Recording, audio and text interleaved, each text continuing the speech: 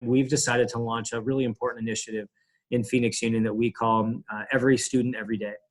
And our commitment to our youth is that they will get a phone call every day from one of our employees. And it's a well check. This isn't the academic side. This is, how are you? How's your family? Do you still have electricity? Do you need food? What resources do you need? How can we support you? And we think that it's so important. Again, I said that this was already in some ways a generation in crisis with depression and anxiety. And we know that if our students don't have a connection point, we believe that if they don't have a connection point every day with our staff, from a non-academic perspective, that our youth could fall into even more crisis. What we've done from an operational standpoint is we've made our advisory period the center point for every student every day. And then we have assigned at least one other staff member to that advisory. We have office staff, paraprofessionals, administrators, even employees up here at the district office who will be assigned to an advisory.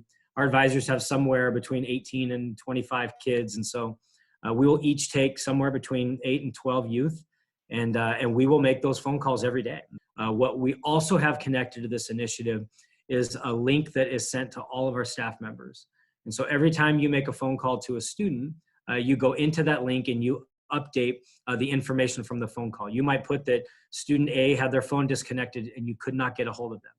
You might note that student C had their electricity turned off last night, or student G no longer has food. That gets entered into a database that each school principal and administration and support network will be going into that database and determine who needs food, who needs support, who might even need a home visit. We can still do home visits with social distancing. I earlier this week had an opportunity to drop food off and do food deliveries to our community. And so number one, we just want to make sure that kids know that they're connected and not forgotten every day. And then second, we want to deploy resources really strategically. We can't get out to 30,000 students tomorrow, but if we know there are 100 students in crisis, we can share it out to 100 students. But starting later this week, everybody, including myself, will have a list of students, and I will commit to calling my children every day to make sure they're well.